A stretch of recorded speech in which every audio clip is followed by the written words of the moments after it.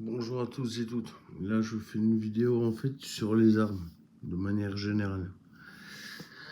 Pour ceux que ça intéresse, donc ceux qui ont envie de peut-être posséder leurs armes ou en tout cas avoir accès à un club de tir, je ne peux que vous dire faites-le parce que sincèrement, le tir c'est un sport génial, quoi, franchement. Que ce soit récréatif, sportif.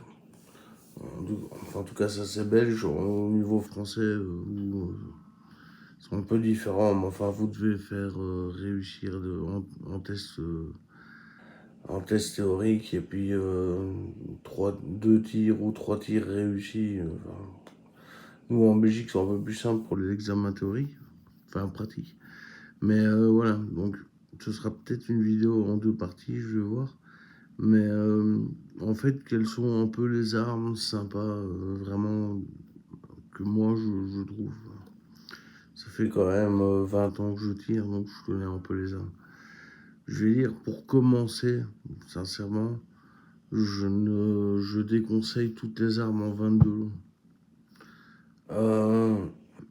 Tout simplement parce que le 22 long, c'est un calibre que certains adorent, hein.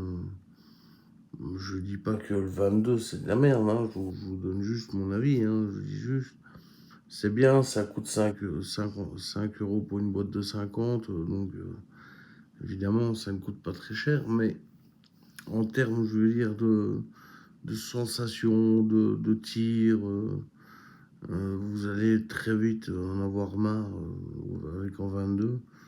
Donc je commencerai au 9 mm sur une arme de poing, sur une arme d'épaule. Je commencerai peut-être par un 223 Remington, comme on voit beaucoup dans les AR-15, parce que c'est des super armes.